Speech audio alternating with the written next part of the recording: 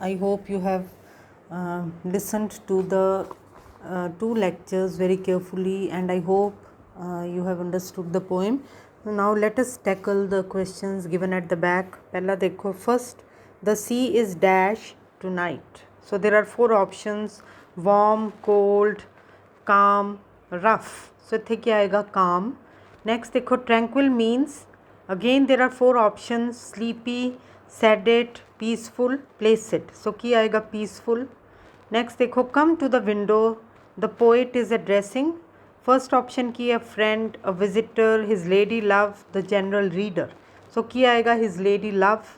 Next देखो, we find also in the sound a thought. Which sound? सो ये किहड़ी हैगी है? The sound of the waves. कि ਸਫੋਕਲੀਜ਼ ਜਦੋਂ ਲਹਿਰਾਂ ਦੀ ਆਵਾਜ਼ ਸੁਣਦੇ ਸੀ ਤਾਂ ਉਹਨਾਂ ਨੂੰ ਕੋਈ ਸੁਣ ਕੇ ਕੋਈ ਹੋਰ ਵਿਚਾਰ ਦਿਮਾਗ 'ਚ ਆਉਂਦਾ ਸੀਗਾ, ਔਰ ਸਾਡੇ ਵੀ ਦਿਮਾਗ ਦੇ ਵਿੱਚ ਕੁਝ ਵਿਚਾਰ ਆਉਂਦਾ ਹੈ when we hear the sound of the waves. So ਇੱਥੇ ਕੀ ਆਏਗਾ? The sound of the waves. ਹੁਣ ਨੈਕਸਟ ਦੇਖੋ,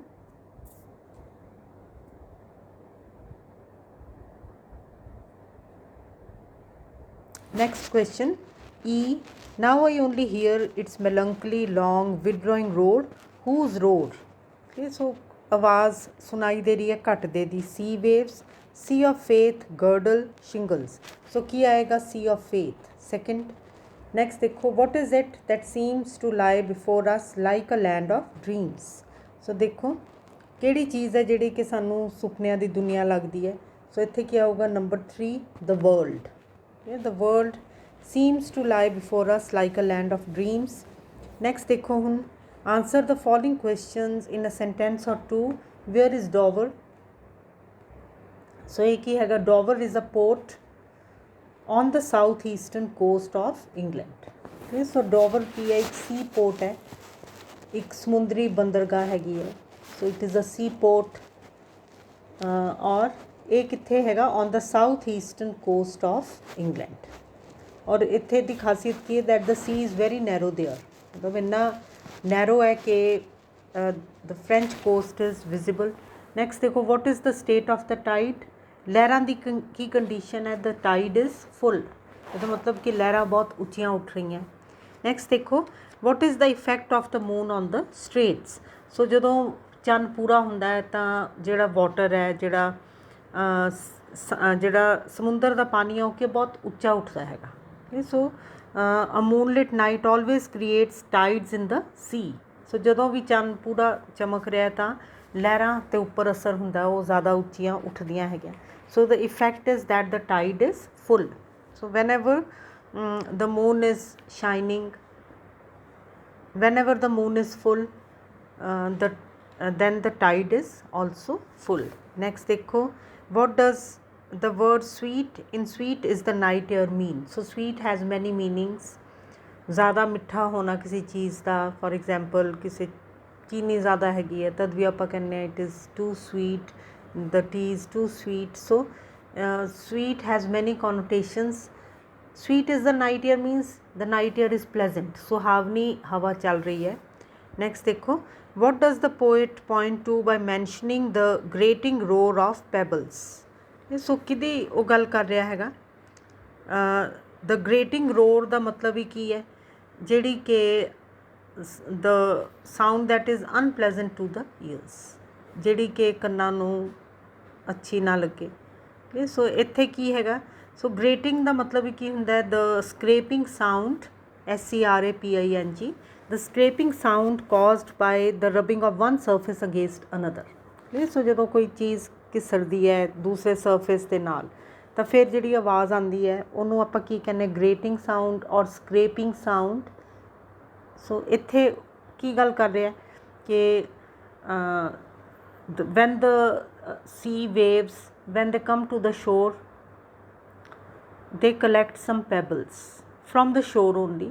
So then when they draw back, ਜਦੋਂ ਇਹ ਲਹਿਰਾਂ ਵਾਪਸ ਜਾਂਦੀਆਂ, then they take those pebbles along with them, and when they come back again they strike those, they throw those very pebbles at the shore. So ਉਹ ਜਿਹੜੀ ਆਵਾਜ਼ ਹੈ ਉਹ ਉਹੀ हैगी छोटे छोटे पत्थर की आवाज़ ऑफ पैबल्स। नैक्सट देखो, who heard the eternal note of sadness long ago. So कौन सी जिन्हें के एटर्नल नोट ऑफ सैडनैस सुनिया। सो कौन सीगा, सफोकलीस। उन्हें भी ये लहरां की आवाज़ सुनी। नैक्सट देखो, whom does the, सो तुसी दसोगे भी कि सफोकलीस कौन सीगा। So he was a Greek dramatist who lived in 5th century BC। Next देखो, whom does the poet call who heard the, ये तुसी कर लिया हैगा, who heard the eternal note of sadness। हुण आपां किहड़ा करना, whom does the poet call to the window। सो किनू बुलांदा है, his lady love, his wife। what is the appearance of the world। सो दिख की है दुनिया दी, देखਣ ਨੂੰ ਕਿੱਦਾਂ ਦੀ ਲੱਗਦੀ ਹੈ, ਸਾਰਾ ਕੁਝ ਤੁਸੀਂ ਦਓਗੇ ਕਿੱਦਾਂ ਦੀ ਲੱਗਦੀ ਹੈ। So the sea appears to be like a land of dreams. It is full of variety, beauty and novelty. ਠੀਕ ਹੈ, ਸੋ ਕਿੱਦਾਂ ਦੀ ਲੱਗਦੀ ਹੈ ਦੁਨੀਆ, ਜਿਸ ਤਰ੍ਹਾਂ ਕਿ ਬਹੁਤ ਜ਼ਿਆਦਾ ਸੁੰਦਰ ਹੋਵੇ, ਉਹਦੇ ਵਿੱਚ ਇੰਨੀ ਵਿਭਿੰਨਤਾ ਹੈਗੀ ਹੈ, ਇੰਨੀ ਬਿਊਟੀ ਹੈ ਔਰ ਇੰਨਾ ਨਵਾਂਪਨ ਹੈ। ਠੀਕ, ਸੋ ਇੱਥੇ ਤੁਸੀਂ ਇਹੀ ਦੱਸੋਗੇ that the world has the appearance of a land of dreams। सारा कुछ दोगे कि वैरायटी है, ब्यूटी है तो नॉवल्टी है, इट इज़। सो ये सारा कुछ इत्थे दोगे। और नैक्सट देखो, नैक्सट क्वेश्चन की हैगा, मतलब अपीयरेंस वो सारी दसोगे। फिर नैक्सट हैगा, how is the world in reality, कि असल दे विच दुनिया किद्दां दी हैगी है। सो असल दे विच किस तरह दी है। It has neither joy nor love nor light nor certitude nor peace nor help for pain। पर in reality ना तो ये कोई खुशी है, ना ही प्यार है, ना ही रोशनी है, ना ही कुछ किसी चीज़ की श्योरिटी है। There is no surety also. Certitude का ही मतलब है certainty. There is no peace also and there is no help for pain also, कि दर्द की भी कोई दवा नहीं मिलती। नैक्सट देखो, what is the proposed solution to human misery. So solution की है फिर दुखों का कित्थे अंत होवे, क्योंकि दुनिया देखण च तां सपनियां दी दुनिया लगती है, पर असल विच इत्थे दुख दर्द तो इलावा कुछ नहीं है। सो फिर उन्हें एक सुजैशन दिती है कि दुख दर्द च तुसी राहत किद्दां पा सकते हो। सो वो की हैगा, by being true to one another। Clear कि तुसी ह्यूमन रिलेशनशिप्स दे विच तुसी कंफर्ट पा सकते हो। सो ह्यूमन रिलेशनशिप्स भी सारे आ जाएंगे, relationships with your sisters, with your brothers, with your parents, with your spouse, with your children, with your friends. Clear. So जे असीं इत्थे सच्चे होके आपां रवांगे तो फिर सानू इस दुनिया दे विच सानू राहत मिल सकती है। क्लियर। हुण फटाफट देखो नैक्सट जिहड़े हैगे, what is the poem about. So इस तो पहला वाला I hope you have understood. Proposed solution मतलब ही की हुंदा है कि जिस तरह उन्हें की सुजैशन दिती है, की प्रपोज की, मतलब उन्हें केड़ी तुहानू एक सुजैशन दिती है कि दुनिया इन्नी माड़ी है, इत्थे रहना बहुत औखा है, जीवन बहुत औखा है। फिर उन्हें एक थोड़ा जिहा हिंट भी दिता है कि किद्दां असी दुखों तो किस तरह असी दुनिया दे विच रह सकते हैं दुखों के बावजूद। नैक्सट देखो, what is next question, what is the poem about. So है कि बारे कि ये डॉवर बीच के बारे है सिर्फ। So as you can make out the poem is not at all only about Dover beach. Okay, so on the surface it appears to describe a very beautiful scene। जो उपरों उपरों देखो तो इदा लगता है, but in reality it is about the dwindling sea of faith। कि किस तरह जिहड़ा विश्वास जिहड़ा वो खत्म हो रहा है लोगों का रिलीजन दे विच, रब दे विच, ते जिहदे करके फिर and the misery it is causing. So the poem is in reality about that. Next ਦੇਖੋ, is the poem a descriptive poem or a meditative one. ਸੋ ਇਹ ਕੀ ਹੈ, ਡਿਸਕ੍ਰਿਪਟਿਵ ਵੀ ਹੈਗੀ ਹੈ ਅਤੇ ਮੈਡੀਟੇਟਿਵ ਵੀ ਹੈ। ਸੋ ਡਿਸਕ੍ਰਿਪਟਿਵ ਕੀ ਹੁੰਦੀ ਹੈ, ਜਿਹੜੀ ਕਿ ਕਿਸੇ ਵਰਣਨ ਕਰੇ ਬਸ, ਜਿੱਦਾਂ ਕਿ ਇਹਦੇ ਵਿੱਚ ਡੋਵਰ ਬੀਚ ਦਾ ਵਰਣਨ ਹੈ। ਅਤੇ ਮੈਡੀਟੇਟਿਵ ਕੀ ਹੁੰਦੀ ਹੈ, ਜਿਹੜੀ ਕਿ ਕਿਸੇ ਚੀਜ਼ ਬਾਰੇ ਗਹਿਨ ਵਿਚਾਰ ਕਰੇ। ਮੈਡੀਟੇਟਿਵ ਜਿਹੜੀ ਕਿ ਕੋਈ ਲਾਈਫ ਦੇ ਜਿਹੜੇ ਬਹੁਤ ਹੀ ਵੱਡੇ ਸਵਾਲ ਹੈ ਉਹਨਾਂ ਦੇ ਉੱਪਰ ਵਿਚਾਰ ਕਰੇ, ਉਹਨੂੰ ਆਪਾਂ ਕੀ ਕਹਿੰਦੇ, ਮੈਡੀਟੇਟਿਵ। ਇਹ ਵਾਲੀ ਜਿਹੜੀ ਪੋਇਮ ਹੈ, it is a descriptive poem as well as a meditative one. ਕਿ ਉਹਨੇ ਪਹਿਲਾਂ ਤਾਂ ਡੋਵਰ ਬੀਚ ਦੀ ਗੱਲ ਕੀਤੀ, ਉਸ ਤੋਂ ਬਾਅਦ ਉਹਨੇ ਮੈਡੀਟੇਟ ਵੀ ਕੀਤਾ ਹੈ ਕਿ ਕਿੱਦਾਂ ਦੀ ਹੈ ਦੁਨੀਆ, how to live in this world, ਇਹਦੇ ਬਾਰੇ ਉਹਨੇ ਵਿਚਾਰ ਕੀਤਾ। ਸੋ ਦੋਨੋਂ ਹੀ ਹੈ, ਡਿਸਕ੍ਰਿਪਟਿਵ ਵੀ ਹੈ ਅਤੇ ਮੈਡੀਟੇਟਿਵ ਵੀ ਹੈ। ਨੈਕਸਟ ਦੇਖੋ, what does the scene at Dover beach look like. So ਇਹਦੇ ਵਿੱਚ ਸਾਰਾ ਦਾ ਸਾਰਾ ਸੀਨ ਡਿਸਕਰਾਈਬ ਕਰੋਗੇ ਔਰ ਆਪਣੇ ਫਸਟ ਪੈਰਾਗ੍ਰਾਫ ਦੇ ਵਿੱਚ ਕਿ ਡੋਵਰ ਬੀਚ ਦਾ ਸੀਨ ਕਿੱਦਾਂ ਦਾ ਹੈਗਾ। ਦ sea is calm, the tide is full, the moon is shining very beautifully. So ਇਹ ਸਾਰਾ ਦਾ ਸਾਰਾ ਤੁਸੀਂ ਪੈਬਲਸ ਹੈਗੇ ਹੈ, ਸਾਰਾ ਦਾ ਸਾਰਾ ਦਿਓਗੇ। ਨੈਕਸਟ ਦੇਖੋ,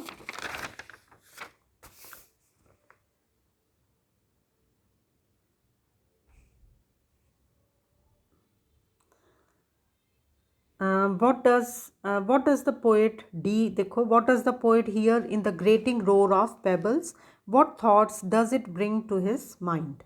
ਸੋ ਉਹਨੂੰ ਕਿਸ ਤਰ੍ਹਾਂ ਦੇ ਵਿਚਾਰ ਆਉਂਦੇ ਆ ਜਦੋਂ ਉਹ ਜਿਹੜੇ ਪੱਥਰਾਂ ਦਾ ਸ਼ੋਰ ਸੁਣਦਾ ਹੈਗਾ, ਤਾਂ ਫਿਰ ਉਹਨੂੰ ਕਿਸ ਤਰ੍ਹਾਂ ਦੇ ਵਿਚਾਰ ਆਉਂਦੇ ਆ ਕਿ how the sea of faith was once full, ਕਿ how people had full faith in religion and God. ਕਿ ਕਿੱਦਾਂ ਹੁਣ ਉਹ ਜਿਹੜਾ, ਔਰ ਫਿਰ ਉਹਦੇ ਮਨ 'ਚ ਕੀ ਵਿਚਾਰ ਆਉਂਦਾ ਹੈਗਾ ਕਿ ਕਿਸ ਤਰ੍ਹਾਂ ਇਹ ਜਿਹੜਾ ਫੇਥ ਹੈ, ਜਿਹੜਾ ਵਿਸ਼ਵਾਸ ਹੈ, ਘਟਦਾ ਜਾ ਰਿਹਾ ਹੈ।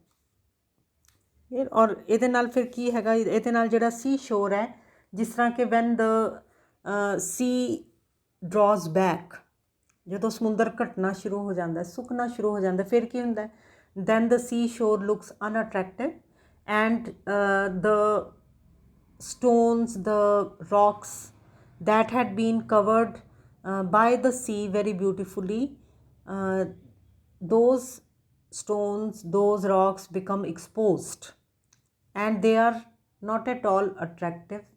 ਇਹ ਸੀ ਸ਼ੋਰ ਹੀ ਬੜਾ ਬੇਰੌਨਕਾ ਲੱਗਦਾ ਹੈ। ਸੋ ਇਸੇ ਤਰ੍ਹਾਂ ਦੇ ਨਾਲ ਹੁਣ ਉਹਨੇ ਜਦੋਂ ਗੱਲ ਉਹ ਕਰ ਰਿਹਾ ਹੈਗਾ ਕਿਹਦੀ, ਕਿ ਗ੍ਰੇਟਿੰਗ ਰੋਰ ਆਫ ਪੈਬਲਸ। ਸੋ ਇਹ ਦਿਮਾਗ 'ਚ ਕੀ ਆਉਂਦਾ ਕਿ ਪਹਿਲਾਂ ਤਾਂ ਦੁਨੀਆ ਦੇ ਵਿੱਚ ਬਹੁਤ ਵਿਸ਼ਵਾਸ ਸੀਗਾ ਰੱਬ ਨੂੰ ਲੈ ਕੇ। ਹੁਣ ਕੀ ਹੈ, ਹੁਣ ਜਦੋਂ ਵਿਸ਼ਵਾਸ ਖਤਮ ਹੋ ਰਿਹਾ ਤਾਂ ਕਈ ਤਰ੍ਹਾਂ ਦੇ ਸ਼ੰਕੇ ਰੱਬ ਨੂੰ ਲੈ ਕੇ, ਰਿਲੀਜਨ ਨੂੰ ਲੈ ਕੇ ਦਿਖਾਈ ਦੇ ਰਹੇ। ਨੈਕਸਟ ਦੇਖੋ, ਸੋ ਸਿਰਫ ਸ਼ੱਕ ਜਿਹੜੇ, ਸ਼ੰਕੇ ਜਿਹੜੇ ਹੈਗੇ ਹੈ, ਡਾਊਟਸ ਜਿਹੜੇ ਹੈ, ਉਹ ਸਿਰਫ ਰੱਬ ਨੂੰ ਲੈ ਕੇ ਹੀ ਨਹੀਂ ਹੈ, ਬਲਕਿ ਵੈਲਿਊਜ਼ ਆਫ ਲਾਈਫ ਨੂੰ ਵੀ ਲੈ ਕੇ ਹੈ। ਫੋਰ ਐਗਜ਼ਾਮਪਲ ਕਿ ਪਹਿਲਾਂ ਲੋਕ ਕੀ ਮੰਨਦੇ ਸੀਗੇ ਕਿ ਵਨ ਸ਼ੁੱਡ ਲਿਵ ਓਨੈਸਟਲੀ, ਪਰ ਜਦੋਂ ਫਿਰ ਜਿਹੜੀ ਜਿਸ ਤਰ੍ਹਾਂ ਜਿੱਦਾਂ ਵਿਸ਼ਵਾਸ ਗੋਡ ਦੇ ਵਿੱਚ ਖਤਮ ਹੁੰਦਾ ਗਿਆ, ਫਿਰ ਰਿਲੀਜਨ 'ਚ ਖਤਮ ਹੁੰਦਾ ਗਿਆ, ਫਿਰ ਕੀ ਲੱਗਾ ਕਿ ਜੋ ਹੈ ਇੱਥੇ ਹੀ ਇਹਨੂੰ ਗ੍ਰੈਬ ਕਰੋ and people started they started living in a dishonest manner। ਇੱਥੇ ਤੁਸੀਂ ਦੇਖੋ ਮੈਟੀਰੀਅਲਿਜ਼ਮ ਕਦੋਂ ਆਉਂਦਾ ਹੈ, ਜਦੋਂ ਅਸੀਂ ਵਿਸ਼ਵਾਸ ਚੰਗੀਆਂ ਚੀਜ਼ਾਂ ਦੇ ਵਿੱਚ ਗਵਾ ਲੈਂਦੇ ਹਾਂ। ਐਨੀ ਹਾਓ ਦੇਖੋ ਇਹਨੂੰ ਹੁਣ, how many parts do you find in the poem.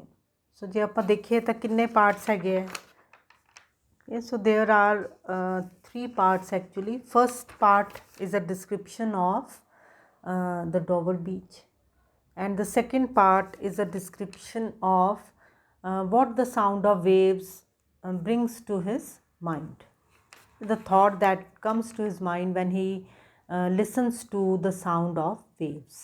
or third part ਦੇ ਵਿੱਚ ਕੀ ਹੈਗਾ, the solution।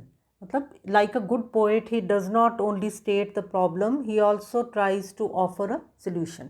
ਕਿ ਦੁਨੀਆ ਪਹਿਲਾਂ ਉਹਨੇ ਦੱਸੀ ਹੈ ਕਿ ਹੁਣ ਇੱਦਾਂ ਹੋ ਗਿਆ ਹੈ, ਫੇਥ ਜਿਹੜਾ ਉਹ ਘਟ ਗਿਆ, ਇਹ ਫਿਰ ਕਿੱਦਾਂ ਜੀਆ ਜਾਏ, ਉਹ ਉਹਨੇ ਕਿਤੇ ਵੀ ਦੱਸਿਆ ਥਰਡ ਪੈਸੇਜ ਦੇ ਵਿੱਚ। So it has 3 parts actually. Second ਦੇ ਵਿੱਚ ਉਹਨੇ ਕੀ ਦੱਸਿਆ, ਦ ਪ੍ਰੈਜੈਂਟ ਸਟੇਟ ਆਫ ਯੂਰਪ, ਕਿਹੜੀ ਟਾਈਮ ਦਾ, 19th century ਦਾ ਯੂਰਪ। ਉਦੋਂ ਯੂਰਪ ਦੇ ਵਿੱਚ ਕੀ ਹਾਲ ਸੀਗਾ, ਕਿਸ ਤਰ੍ਹਾਂ ਲੋਕਾਂ ਦਾ ਫੇਥ ਘਟਦਾ ਜਾ ਰਿਹਾ ਸੀਗਾ। ਔਰ ਫਿਰ ਐਂਡ ਦੇ ਵਿੱਚ ਹੁਣ ਫੇਥ ਤੋਂ ਬਿਨਾਂ ਜੀਣਾ ਬਹੁਤ ਮੁਸ਼ਕਿਲ ਹੈ। ਕਿ ਤੁਸੀਂ ਵਿਸ਼ਵਾਸ ਨਾਲ ਹੀ ਅੱਗੇ ਚੱਲਦੇ ਹੋ ਕਿ God is there in his heaven and all is well with the world. So just imagine ਕਿ ਜਦੋਂ ਲੋਕਾਂ ਨੂੰ ਇਹ ਲੱਗਾ ਹੋਊਗਾ ਕਿ ਪਤਾ ਨਹੀਂ ਰਿਲੀਜਨ ਸਹੀ ਵੀ ਦੱਸਦਾ ਹੈ ਕਿ ਨਹੀਂ, ਪਤਾ ਨਹੀਂ ਗੋਡ ਹੈ ਕਿ ਨਹੀਂ, ਤਾਂ naturally they lost faith and it is very difficult to live without faith. So ਫਿਰ ਉਹਨੇ ਫਿਰ ਥਰਡ ਵਿੱਚ ਉਹਨੇ ਕੀ ਦੱਸਿਆ ਕਿ ਫਿਰ ਕਿੱਦਾਂ ਜੀਆ ਜਾਏ, ਤਾਂ ਕਿਸ ਤਰ੍ਹਾਂ ਜੀਆ ਜਾਏ, ਰਿਸ਼ਤਿਆਂ ਦੇ ਵਿੱਚ ਸੱਚੇ ਰਹਿ ਕੇ, ਉਹਨਾਂ ਨੂੰ ਸਪੋਰਟ ਕਰਕੇ ਤੇ ਉਹਨਾਂ ਤੋਂ ਸਪੋਰਟ ਲੈ ਕੇ। ਨੈਕਸਟ ਦੇਖੋ ਹੁਣ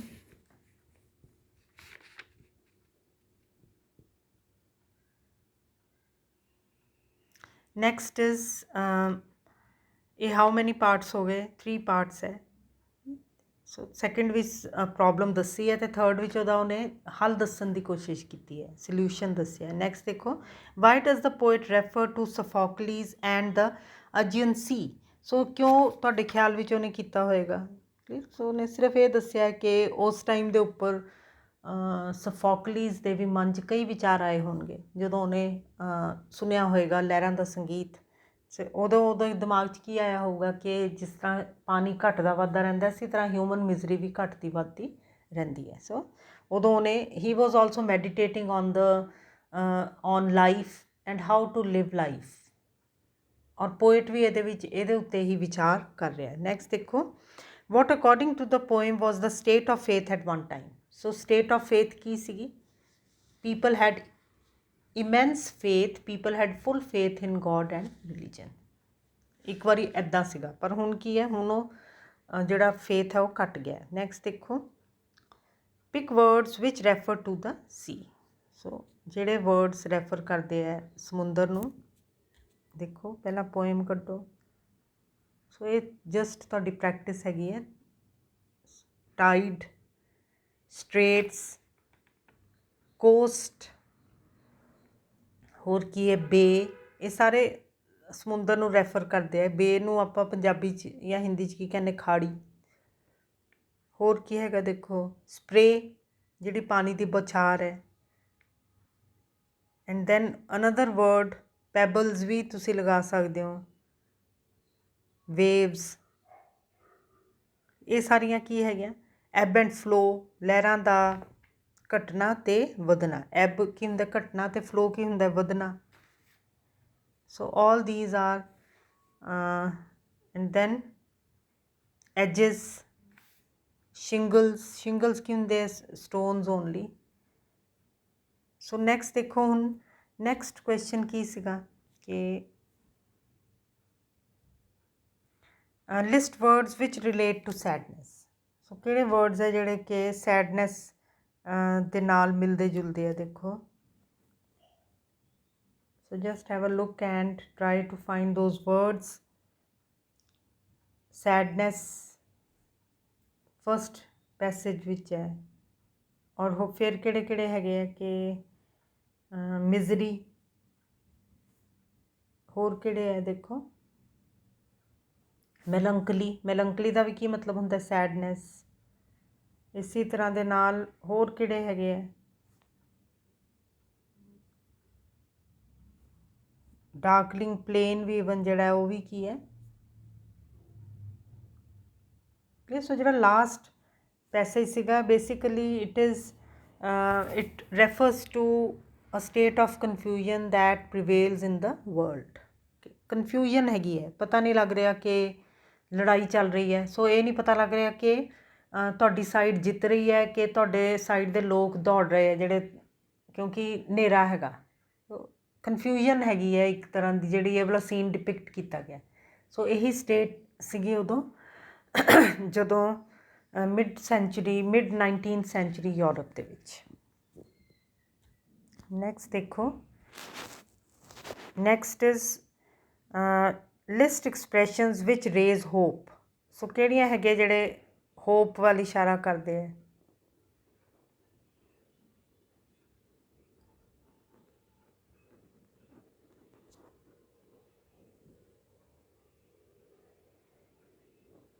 So which are the words? Joy, love, light, true, clear? So these are positive words. So ਹੁਣ ਤੁਸੀਂ ਲਾਸਟ ਵਾਲਾ ਫਟਾਫਟ ਦੇਖੋ and then I will make an end. So ਜਿਹੜਾ ਤੁਹਾਡਾ ਲਾਸਟ ਕੁਐਸਚਨ ਹੈ,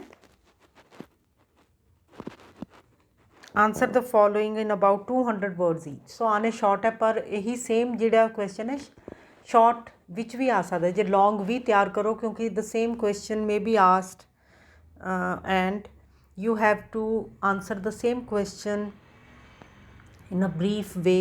So ਉਹ ਵੀ ਆ ਸਕਦਾ ਤੁਹਾਨੂੰ। ਦੇਖੋ ਇਹਨੂੰ ਹੁਣ, discuss the main theme that makes Arnold so melancholic in this poem. Melancholic ਦਾ ਮਤਲਬ ਕੀ ਹੈ? Sad.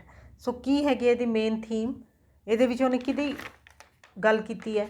First is the human ਮਿਜ਼ਰੀ, ਇਹ ਮੇਨ ਇਸ਼ੂ ਹੈਗਾ, ਵਿਚ ਇਜ਼ ਯੂਨੀਵਰਸਲ। ਸੋ ਪਹਿਲਾ ਇਹਦੇ ਵਿੱਚ ਕੀ ਉਹ ਗੱਲ ਕਰ ਰਿਹਾ ਹੈਗਾ ਕਿ ਹਿਊਮਨ ਮਿਜ਼ਰੀ ਜਿਹੜੀ ਕਿ ਸੋਫੋਕਲੀਜ਼ ਵੇਲੇ ਵੀ ਸੀ, ਸੈਡਨੈਸ ਜਿਹੜੀ ਕਿ ਹੁਣ ਵੀ ਹੈਗੀ ਹੈ। So it is universal. Universal ਆਪਾਂ ਕਹਿੰਦੇ ਕਿਹਨੂੰ ਹੈ? ਜਿਹੜੀ ਕਿ ਸਦਾ ਰਹਿੰਦੀ ਹੈ ਕਿਸੇ ਵੀ ਟਾਈਮ ਦੇ ਵਿੱਚ, ਕਿਸੇ ਵੀ ਯੁੱਗ ਦੇ ਵਿੱਚ। ਔਰ ਸੈਕਿੰਡ ਇਹਦੇ ਵਿੱਚ ਕੀ ਮੇਨ ਇਸ਼ੂ ਹੈਗਾ? ਇੱਕ ਤਾਂ ਹਿਊਮਨ ਮਿਜ਼ਰੀ ਤਾਂ ਰਹਿੰਦੀ ਹੈ, ਸੈਕਿੰਡ ਕੀ ਹੈਗਾ ਜਿਹੜਾ ਖਾਸ the particular malady MALADY of his age. So ਇੱਕ ਤਾਂ ਉਹਨੇ ਮਿਜ਼ਰੀ ਦੀ ਗੱਲ ਕੀਤੀ ਹੈ, ਤਦੀ ਉਹਨੇ ਸੋਫੋਕਲੀਜ਼ ਦੀ ਵੀ ਗੱਲ ਕੀਤੀ ਹੈ। ਦੂਸਰਾ ਕੀ ਹੈਗਾ ਕਿ ਉਹਦੇ ਯੁੱਗ ਦੀ ਖਾਸ ਜਿਹੜੀ ਪਰੇਸ਼ਾਨੀ ਹੈ, ਔਰ ਉਹ ਕੀ ਹੈ? ਦ ਲੋਸ ਆਫ ਫੇਥ। ਸੋ ਦੋਨੋਂ ਉਹਨੇ ਗੱਲਾਂ ਕੀਤੀਆਂ, ਇਹ ਦੋਨੋਂ ਚੀਜ਼ਾਂ ਬਹੁਤ ਉਹਨੂੰ ਉਦਾਸ ਕਰ ਰਹੀਆਂ। So now I make an end here and I hope you have understood the poem and you should prepare it well now. So ਇਹਨੂੰ ਮੈਂ ਹੁਣ ਇੱਥੇ ਖ਼ਤਮ ਕਰਦੀ ਹਾਂ।